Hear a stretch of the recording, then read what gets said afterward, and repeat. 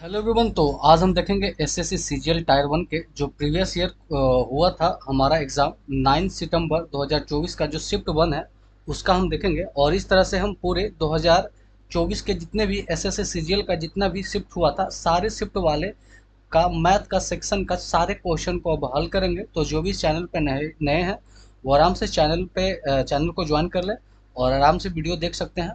तो आगे बढ़ते हैं सीधे क्वेश्चन की ओर। चलिए, तो ये हमारा पहला क्वेश्चन है। बोला निम्नलिखित तालिका 5 अलग-अलग विषयों में 5 छात्रों द्वारा प्राप्त अंक और उनमें से मैक्सिमम अंक है जो 100 है। ये दर्शा रहा है कि एक साइड हमारा छात्र है तरुण, रोहित, मोहित, शोभित और सुमित, और इधर सब्जेक्ट है कि गणित में इतना अंक लाया है, भौतिकी में, रसायन विज्ञान में, अंग्रेजी में और शारीरिक शिक्षा में। और सारे अंक का जो मैक्सिमम है वो 100% है, मतलब 100 अंक है। उनमें से वो इतना इतना अंक लाया है। तो हमसे पूछा गया कि सभी विषयों को मिलाकर 79% अंक किसने प्राप्त किया। मतलब इन सभी ऑप्शनों के अनुसार आपको बताना है कि इतना में से जो हमारा कितने लोग हैं जो आपका यहाँ से 79% अंक प्राप्त किया है। इन सभी स्टूडेंट में से कितने परसेंट लोग हैं, मतलब कितने लोग हैं या कौन लोग हैं जो सिर्फ 79% ही अंक प्राप्त किए हैं, ये हमारा क्वेश्चन कह रहा है। तो सबसे पहले हम चेक कर लेते हैं तरुण को। तो देखिए तरुण, तो यहाँ पे जो हमें यूज करना है तरुण का इसमें लाना है 79%। तो हम ऐसा करते हैं कि इसका एवरेज ही मान लेते हैं कि 79% एंड डिविएशन यहाँ पे लगा देंगे। तो देखिए पहला जो कितना कम है भाई 79 से, तो इधर हो गया 5 और हो गया 9 5 14, तो ये 14 का कमी है। अगला कितना है, एक ज़्यादा है 79 से, ये कितना है, तो 4 की कमी है 79 से। ये कितना है, तो 6 ज़्यादा है। ये कितना है, तो 11 ज़्यादा है। अब भाई जितना कम या ज़्यादा होगा उसको बाकी सब में जितने भी हैं 5 विषय सभी में बांट देंगे, तो हमारा एक्यूरेट एवरेज निकल के आ जाएगा। तो देखिए -14 और 4 -18 हो गया। यहाँ पर देखेंगे 11 6 17 1 18, ये +18 हो गया। तो प्लस माइनस आके जीरो हो गया। मतलब ना तो ज़्यादा है और ना तो कम है, मतलब 79 ही करेक्ट है। तो तरुण का जो एवरेज आ रहा है वही 79 है। तो राइट आंसर हमारा तरुण ही हो जाएगा। पहले ही ऑप्शन चेंज कर चेक करेंगे और हमारा आंसर आ जाएगा, है ना। आगे बढ़ेंगे अगला क्वेश्चन की ओर।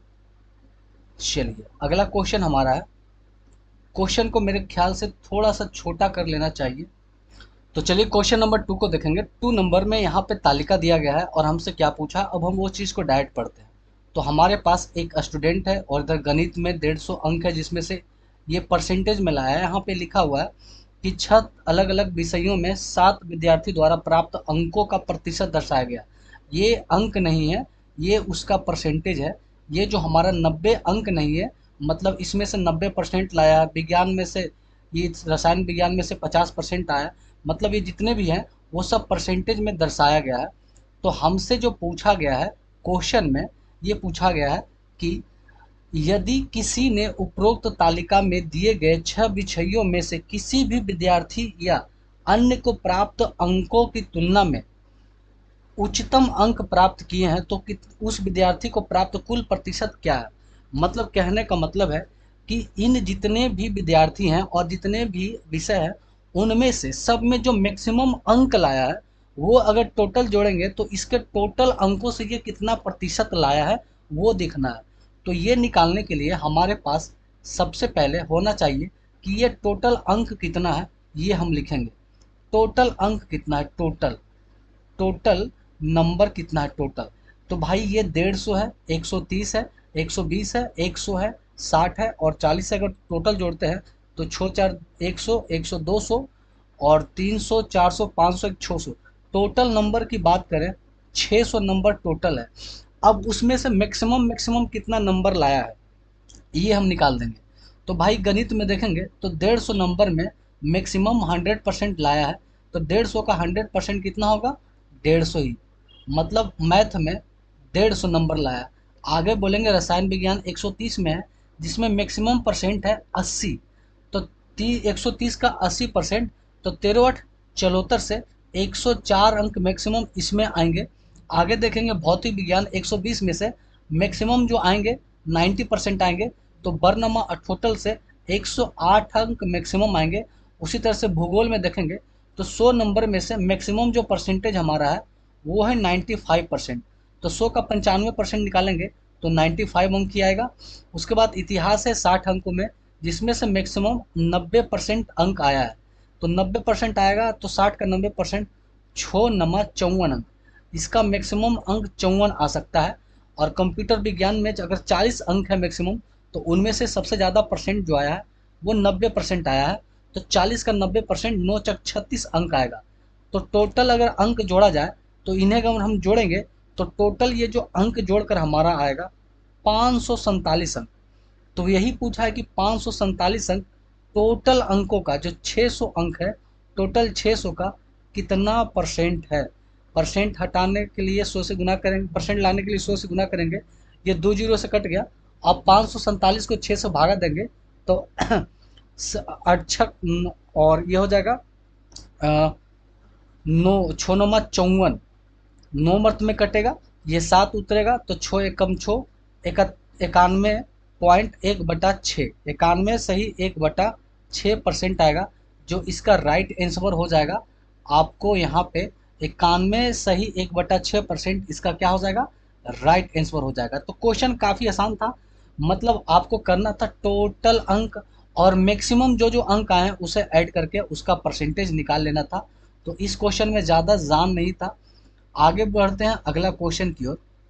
अगला बोला है 3 नंबर, एक पंसारी लागत मूल्य पर चावल बेचने का दावा करता है। मतलब कहता है कि अगर हम जितना को लाए हैं उतना के मूल्य पे ही बेचेंगे, लेकिन वो 1 किलो के जगह पे 870 ग्राम नकली वजन का उपयोग करता है। मतलब अगर उसे 1000 ग्राम के जगह पे वो 870 ग्राम ही देता है ना।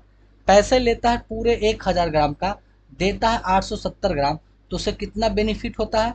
तो भाई 130 ग्राम का बेनिफिट होता है। 130 ग्राम का कितने पर, 870 पे ही, क्योंकि वो 1000 पे नहीं देता है, 1 केजी पे नहीं देता है, 870 ग्राम ही देता है।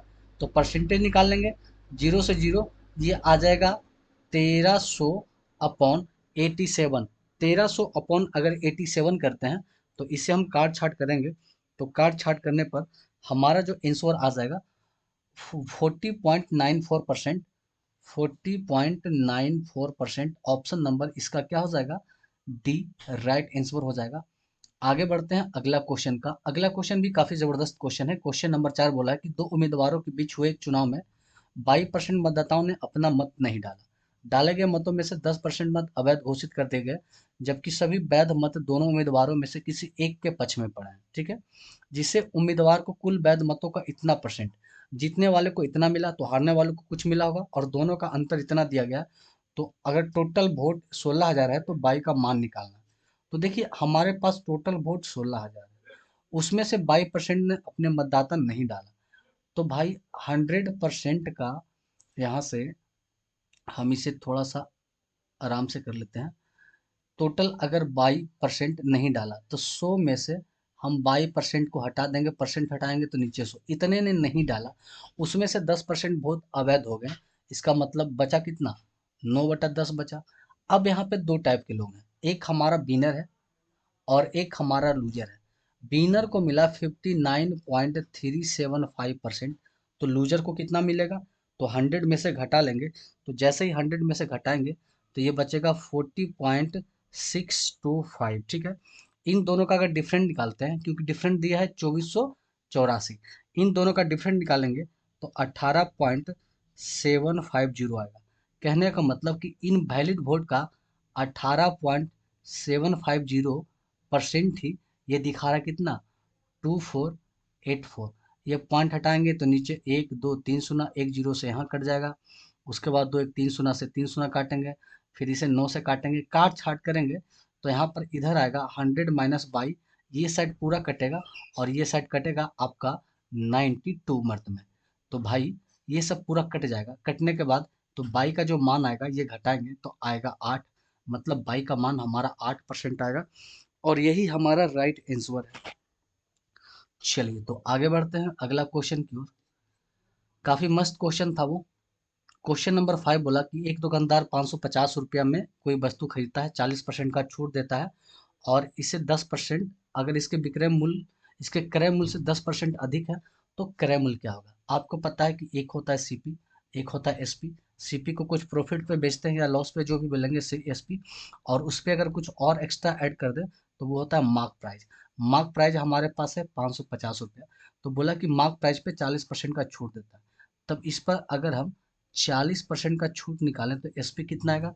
तो 40% का अगर छूट देगा तो हमें मिलेगा कितना पर? 60% का। तो 550 का अगर 60% निकालेंगे तो ये आएगा 330 रुपया। और ये 330 कब होता है? जब सीपी पे ये 10% का फायदा पाता है। मतलब ये 10% फायदा पर इतना है, इसका मतलब सीपी कितना हो जाएगा? 300 रुपया। तभी तो इसका 10% निकालेंगे तो 30 आएगा। तो 330 हो जाएगा, इसका मतलब सीपी हमारा क्या है? 300 है। आगे बढ़ते हैं, अगला क्वेश्चन को अपन देखेंगे। तो अगला क्वेश्चन जो हमारा है, क्वेश्चन नंबर है 6। ये बोला कि मोहन ने 20% वार्षिक साधारण ब्याज की दर से 4,22,092 रुपये की राशि उधार ली। प्रथम वर्ष की समाप्ति पर वह उधार ली गई मूल राशि की वापस के लिए 21,679 रुपया चुकाता है। यदि मोहन दूसरे वर्ष की समाप्ति पर सभी लंबित बकाया राशि का भुगतान करता है, जिससे प्रथम वर्ष के दौरान अर्जित ब्याज भुगतान भी शामिल है, तो वह दूसरे वर्ष की समाप्ति पर कितना भुगतान करता है?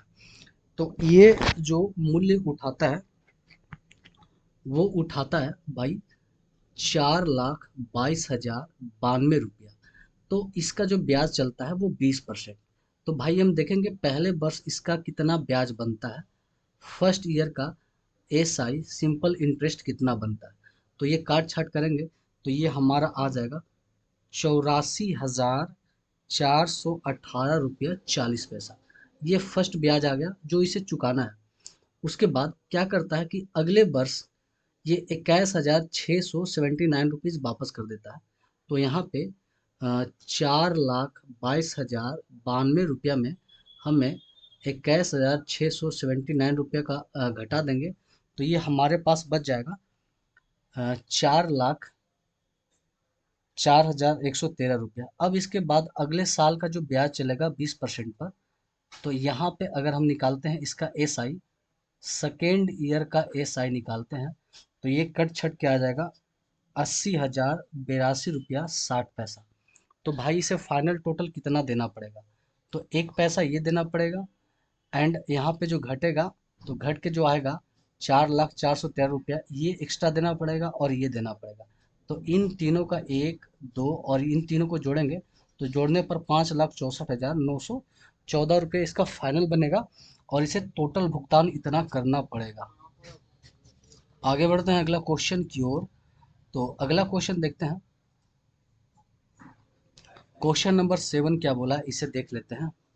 ये बोला निम्नलिखित तालिका में विभिन्न पी क्यू आर कुल उपस्थित उम्मीदवारों को दिखाता है और उपस्थित उम्मीदवारों को संख्या को दिखाता है। एक है पी क्यू आर, ये 3 है जिसमें टोटल व्यक्ति है और इतना प्रेजेंट है, इतना व्यक्ति इतना प्रेजेंट है, इतना और इतना प्रेजेंट है।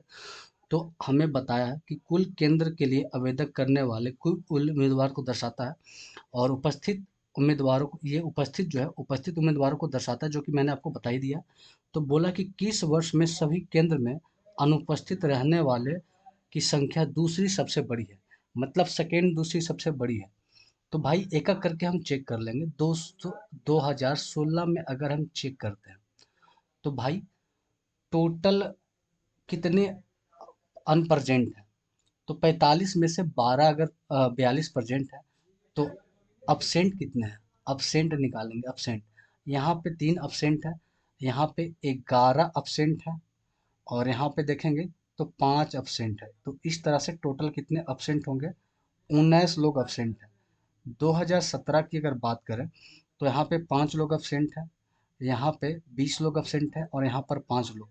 तो टोटल टोटल 30 लोग यहाँ पे अपसेंट है 2017 में। 2018 की बात करें तो यहाँ पे 4 लोग अपसेंट है भाई, और यहाँ पे 20 लोग अपसेंट है और यहाँ पे 10 लोग अपसेंट है। तो 30 4 34, टोटल 34 लोग अपसेंट है। 2019 की बात कर लेते हैं तो यहाँ पे 11 लोग अपसेंट है, यहाँ पे 8 4 12 लोग अपसेंट है और यहाँ पे 8 लोग अपसेंट है। तो 12 8 20 10 30 31, टोटल 31 लोग अपसेंट है। और 2020 की बात कर लेते हैं तो यहाँ पे हो गया 11 लोग अपसेंट है, यहाँ पे चार 10 4 14 लोग एब्सेंट है और यहाँ पे 5 लोग एब्सेंट है। तो यहाँ पे टोटल अगर देखें तो टोटल 30 लोग एब्सेंट है। तो हमें बताना है कि दूसरी सबसे बड़ी एब्सेंट, तो सबसे ज़्यादा एब्सेंट है 2018 में, पर हमें बताना है दूसरा, तो दूसरा 31 एब्सेंट है जो कि 2019 में है, और इसका राइट आंसर भी यहाँ पे ही है। आगे बढ़ते हैं अगला क्वेश्चन की ओर। तो अगला क्वेश्चन है क्वेश्चन नंबर 8, और 8 में क्या बोला है कि नीचे दिए गए 3 अलग-अलग विषयों में 3 विद्यार्थी द्वारा प्राप्त अंक दर्शाया गया। ये उसका अंक है इतिहास, भूगोल और वनस्पति में। हमसे जो पूछा है, वो पूछा है कि यदि परीक्षा उत्तीर्ण करने के लिए इतिहास में न्यूनतम 105 अंक चाहिए तो कितने विद्यार्थी उत्तीर्ण हुए? अब भाई देखिए, ये टोटल हमारा 150 अंक है और पास होने के लिए चाहिए हमें 105 अंक। तो कितने परसेंट चाहिए?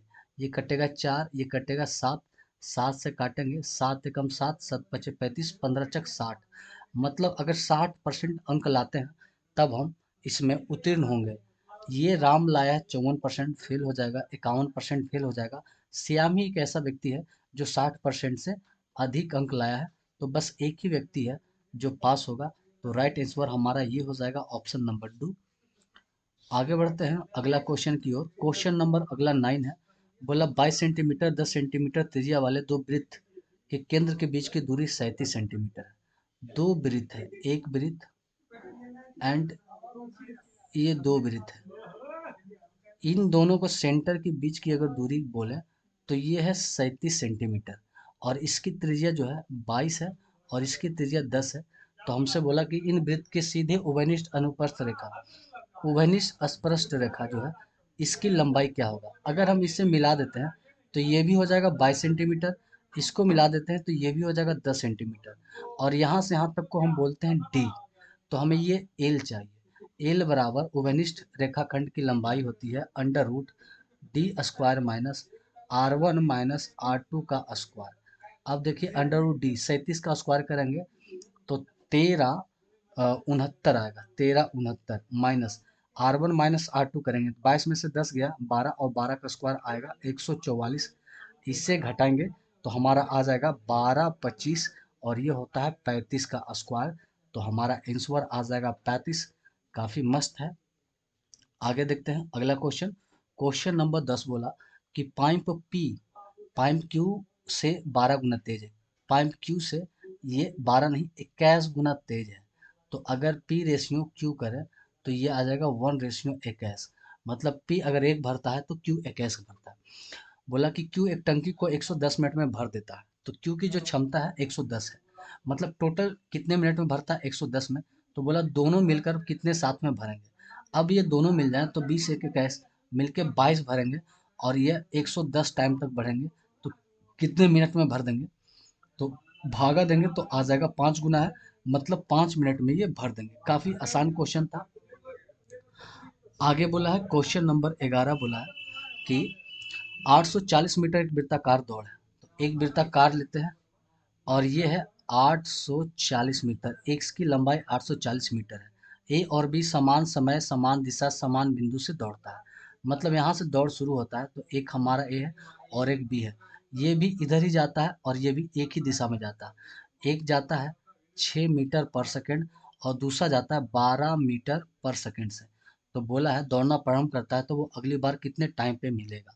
टाइम पूछा है तो आप जानते हैं डिस्टेंस अपॉन स्पीड होता है। डिस्टेंस टोटल है हमारा 840 मीटर की, और यहाँ पे स्पीड, तो जब दोनों एक ही तरफ जाएगा तो रिलेटिव स्पीड आपस में घटेगा। 12 - 6, तो ये घट के आएगा 6, 6 से काटेंगे तो 140 मिनट में कटेगा। मतलब 140 सेकंड में ये कवर कर लेगा। ऑप्शन नंबर 3 इसका आंसर है। अगला क्वेश्चन है क्वेश्चन नंबर 12 बोला इतना और इतना को हल करेंगे तो के का मान क्या आएगा? तो हल करते हैं, चलिए 88 को 8 से डायरेक्ट भागा देंगे तो आएगा 11 गुने के माइनस 3 × 9 इक्वल टू, ये हो जाएगा 6 छक इधर भेज देंगे, 6 छक 36 माइनस 35 प्लस के स्क्वायर। चलिए 35 में से 36 गया तो बचेगा एक, और ये माइनस इधर आएगा तो हो जाएगा +10 प्लस के स्क्वायर, इधर हो जाएगा 11 के। तो चुपचाप ऑप्शन ही उठा लेते हैं कि अगर के का मान 1 या 10 रखें। के का मान 1 रखेंगे तो आएगा 11, इधर 1 रखेंगे तो 10 1 11 भी आएगा। ये सेटिस्फाइड करता है। के का मान 10 रखेंगे तो 11 दहें के 110, इधर करेंगे तो 10 का स्क्वायर 110, 110। तो यही एक ऑप्शन है जो सेटिस्फाइड करता है। आगे बढ़ेंगे, अगला क्वेश्चन हमारा 13 है, cos square theta minus cos plus cos square theta. तो कॉस को बदल देंगे साइन में, तो साइन आ जाएगा 29 डिग्री। तो cos square theta plus sine square theta का मान हमारा 1 हो जाएगा। चलिए आगे बढ़ते हैं, अगला क्वेश्चन 14 बोला कि दो शंकु की त्रिज्याएं का अनुपात इतना है, आयतनों का अनुपात इतना है, तो उसकी ऊंचाई का अनुपात देखेंगे। तो आयतन होगा V1/V2। तो देखिए आयतन होता है 1/3 पाई r स्क्वायर एच, और दूसरे का भी 1/3 पाई r स्क्वायर एच। तो 1/3 पाई दोनों में कॉमन है तो काट देंगे, तो ऊपर हो जाएगा r स्क्वायर एच बड़ा वाला, और एक नीचे हो जाएगा छोटा वाला r स्क्वायर एच। तो V1/V2 जो है ये है 3:5 है। R1 हो गया 2 का स्क्वायर 4 गुने h, और नीचे हो जाएगा 5 का स्क्वायर 25 गुने h।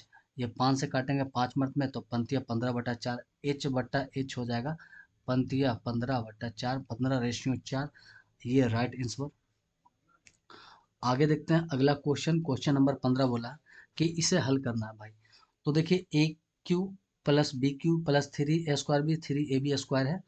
तो ये तो हमारा हो गया x+5 का होल क्यूब, एंड एक और है x-5। a² - b² का होगा a+b a-b, माइनस वाला काट देंगे और एक काट देंगे तो बचेगा 2, मतलब x+5 का स्क्वायर करना है। तो a² + b² + 2ab 5 × 10x। Option number 4 right answer हो जाएगा। आगे बढ़ते हैं, क्वेश्चन नंबर 16। क्वेश्चन नंबर 16 काफ़ी आसान है भाई, इसका मान 0 आएगा, सब कट जाएगा। साइन स्क्वायर 30 डिग्री, साइन 30 का मान होता है 1/2। 1/2 का स्क्वायर करेंगे तो 1/4। साइन 40 को रहने देते हैं, साइन स्क्वायर 45 को जोड़ेंगे तो साइन 45 का जो मान होता है हमारा वो होता है 1/2 का स्क्वायर करेंगे 1/2, इसे रहने देते हैं, इसे रहने देते हैं। साइन 45 का हो जाएगा 1/2 का स्क्वायर 1/2 हो जाएगा, इसे रहने देते हैं। और साइन 60 का मान होता है √3/2, मतलब 3/4 हो जाएगा। अब ये देखिए 40 और यहाँ पे 50 मिलके 90 बनेगा, ये खत्म हो जाएगा खुद से। और यहाँ देखिए 35, 55, 90 बनेगा, ये भी खत्म हो जाएगा, है ना। और ये खत्म होके हमारा माइनस में आएगा। तो यहाँ पे जब इसे हल करेंगे माइनस लगा के, तो ये हो जाएगा हमारा 0 आ जाएगा पूरा डिफाइंड करने के बाद। तो काफ़ी आसान क्वेश्चन है। आगे बढ़ते हैं अगला क्वेश्चन की ओर। क्वेश्चन नंबर 17 बोला है कि के का मान निकालना है। ये है 21792 और के, जो कि 6 से डिवाइड है। तो जो संख्या 6 से डिवाइड होगा वो 2 से भी होगा और 3 से होगा, और जो संख्या 2 से डिवाइड होगा उसके इकाई अंक पे या तो 0 आएगा, 2 आएगा, 4 आएगा, 6 आएगा, 8 आएगा। मतलब के जगह पे या तो 0 रह सकता है, या तो 2 रह सकता है, या तो 4 रह सकता है, या तो 6 रह सकता है, या तो 8 रह सकता है। बट हमारा ऑप्शन में चा जो चीज़ नहीं है उसे हटा लेते हैं, जैसे 8 नहीं है, हटा लेते हैं, बाकी 4 ही ऑप्शन बचा है। आगे बढ़ते हैं, ये तो 2 से डिवाइड करनी है हमें, 3 से क्या होगा कि संख्या का योग 3 से कट जाए। जैसे 2 1 3, 3 से कट गया, 9 3 से कट गया, 7 2 9 से कट गया, 3 से कट गया, तो अब बचा 4। अब 4 के साथ अगर 0 लेंगे तो 4 0 कभी 3 से नहीं कटेगा, तो 0 नहीं होगा। 4 के साथ अगर 2 लेते हैं तो 4 2 6, ये कट जाता है। 4 के साथ 4 लेंगे तो 4 4 8 होगा, जो कि नहीं कटेगा। 4 के साथ 6 लेंगे तो 6 4 10, नहीं कटेगा। तो बस यहाँ पे 2 आना चाहिए, ऑप्शन नंबर 4। एकदम ईजी था ये। अगला क्वेश्चन है क्वेश्चन नंबर 18। ये बोला कि कौशिक है 5/3। तो कौशिक का जो मान होता है वो होता है h/p। h/p 5/3 है, तो यहाँ से b निकल के आएगा 4। अब यहाँ पे साइन कॉट सबका मान रखेंगे और हल करेंगे तो 25/9 आ जाएगा। काफ़ी इजी क्वेश्चन था ये। अगला क्वेश्चन है, ये भी काफ़ी इजी क्वेश्चन है बट मैं बता देता हूँ। बोला कि मान लीजिए कि ओ एक वृत्त है, तो यहाँ पे हम एक वृत्त ले लेते हैं, चलिए ठीक है। यहाँ पे ओ इसकी एक केंद्र है। बोला कि ए बी और सी डी त्रिज्या के समान भुजा, मतलब अगर ये त्रिज्या अगर कोई लेते हैं तो इसके सामने वाले भुजा पर दो समानांतर जीवा है, और ओ पी ए बी के लंबत है, और ओ क्यू सी डी के लंबत है। तो यहाँ पे दो है, एक यहाँ है और एक इसके लंबत ये है। अब डिफाइन करना है कि ए बी की लंबाई 10 है, मतलब ये छोटा होगा, तो तो इसे हम लेके चलना ए बी, और सी डी ये 24 है, ये हो गया सी डी। यहाँ पे जो मिलाता है ओ से पी और ओ से क्यू और ऐसे ऐसे। चलिए ये हमारा फिगर बन चुका है। यहाँ पे बोला कि सी डी 24 है, सी डी 24 है तो ये होगा 12 और ये होगा 12, कोई दिक्कत नहीं। आगे बोला कि ए बी 10 है तो ये होगा 5, ये होगा 5, तो 5 के साथ 5 12 13 होगा, ये हो जाएगा 13। जब ये 13 होगा तो ऑटोमेटिक ये भी 13 होगा, और जब ये 13 है तो ब्यास पूछा तो 13 दूना 26, ब्यास बन जाएगा 26। क्वेश्चन आसान था भाई, इसमें कोई जान था ही नहीं। क्वेश्चन नंबर 20 बोला कि कौन सा कथन सही होगा जो कि दो त्रिभुज सर्वांगसम हो। सर्वांगसम के लिए होना चाहिए कि दो त्रिभुज का एंगल, साइड, सब कुछ बराबर हो, और ये फुलफिल इसी करेगा कि जब दो भुजाएं बराबर है तो तीसरा साइड ऑटोमेटिक बराबर हो जाएगा, तीनों साइड बराबर हो गया। और जब इसकी परिमाप बराबर है, मतलब सभी साइड बराबर है, परिमाप बराबर है, तभी जाके ये सर्वांगसम कहलाएगा। तो ये तो काफ़ी आसान क्वेश्चन था। क्वेश्चन नंबर 21 की ओर देखते हैं। इसे हल करना है तो एक्स स्क्वायर, और ये है 9 है 3 का स्क्वायर, तो ये हो जाएगा एक्स प्लस 3 और एक होगा एक्स माइनस 3, तो प्लस वाला कट जाएगा तो बचेगा एक्स माइनस 3। ये तो क्वेश्चन में जान ही नहीं था। क्वेश्चन नंबर ये बोला है कि 5 रुपया, 2 रुपया और 1 रुपया के कुछ सिक्के हैं जो पी को देता है और 140 रुपया भुगतान करता है। मतलब 5 रुपया, 2 रुपया, 1 रुपया मिलाकर 100 रुपया होना चाहिए, और इसमें सिक्कों की संख्या 40 है। तो मान लेते हैं कि 5 रुपया का एक सिक्का है, 2 रुपया का 22 सिक्का है और 1.5 रुपया का एक सिक्का है। तो ये तीनों सिक्का मिलाकर हमारा कितना होना चाहिए भाई? ये तीनों सिक्का मिलाकर हमारा होना चाहिए 40 सिक्का। और यहाँ पर अगर 5 रुपये का एक सिक्का, 2 रुपये का 22 सिक्का और 1.5 रुपया का एक सिक्का हो, और ये पैसा मिलना चाहिए 100 रुपया। इसे हल करेंगे अगर नॉर्मल विधि से तो लंबा टाइम जाएगा। हम ऑप्शन में देखेंगे, यहाँ पर ऑप्शन 13 आंसर है, उठा लेते हैं। 13 उठाएंगे आराम से हो जाएगा। जैसे 13, तो 5 रुपये के अगर हम 13 सिक्का लेते हैं, 13 सिक्का 5 रुपये का, तो होता है 65 रुपया। तो टोटल है 40 सिक्का, 13 सिक्का तो हो गया, तो अब बचा 27 सिक्का, और पैसा होना चाहिए 35 रुपया। तो ये संभव है कि 1 रुपया का भी हम सिक्का लेंगे तो आराम से 35 सिक्का हो जाएगा, बाकी 2 रुपया का भी बचेगा। लेकिन इसके बावजूद कोई और लेते हैं कि अगर हम लेते हैं 16 सिक्का, तो 16 सिक्का, 5 रुपया का 16 सिक्का तो होगा 80 रुपया। तो 16 सिक्का तो हो चुका है, अब हमारे पास बचेगा 24 सिक्का मात्र, और पैसा बचेगा 20 रुपया। अगर हम 1 रुपया का भी सिक्का लेंगे तो 20 रुपया होने के लिए हमें चाहिए 20 सिक्का का जरूरत है, बट हमारे पास तो सिक्का ज़्यादा हो रहा है, तो ये कभी भी हम 13 से ज़्यादा ले नहीं सकते हैं ऑप्शन के अनुसार। तो यही आंसर हो जाएगा हमारा 13। आगे बोला है क्वेश्चन नंबर 23, बोला कि एक परीक्षा में लड़का लड़कियां, बॉयज और गर्ल दिया गया जिसका एवरेज 75 और 80 है, और सभी का एवरेज 78 है। तो लड़का और लड़कियों की संख्या क्या है? मिक्सचर एलिगेशन लगा देंगे कि बॉयज 75%, लड़कियां 78%, ऑल ओवर 80%, इसका ऑल ओवर 78%। यहाँ से क्रॉस करेंगे तो 80 में से 78 गया, 2 बचा, और यहाँ पर करेंगे तो 3 बचा। तो बॉयज 2:3 में आ जाएंगे। आगे बढ़ेंगे, अगला क्वेश्चन ये बोला है कि यदि किसी समबाहु त्रिभुज के दो भुजाएं का योग 16 है तो तीसरी भुज क्या है? समबाहु त्रिभुज में सभी भुजा आपस में बराबर होते हैं, सब बराबर है। तो जब दो भुजा मिलकर 16 हो गया तो हर एक भुजा 8 होगा, 8 हो जाएगा, तो तीसरा भी ऑटोमेटिक 8 होगा, तो तीसरा भुजा भी क्या हो जाएगा? 8 हो जाएगा। ये सब क्वेश्चन बताइए, इतना खराब क्वेश्चन आया था। क्वेश्चन नंबर 25 बोला है कि राजेश अपने प्रिंटिंग का कुछ हिस्सा छापता है, और वो छापता है कितना? 17/27, और इसी को छापने में लगता है 34 दिन। तो 17 पेज, पूरा 27 है जिसमें से 17 पेज, 17 पेज को छापने में लगता है 34 दिन, मतलब हर एक पेज 2 दिन में छपता है। तो टोटल 27 पेज कितने दिन में छपेगा? तो टोटल 54 दिन में छपेगा। ऑप्शन नंबर 2 इसका राइट आंसर होगा। इस वीडियो में इतना ही, फिर मिलते हैं नेक्स्ट वीडियो में अगले नए शिफ्ट के साथ। तो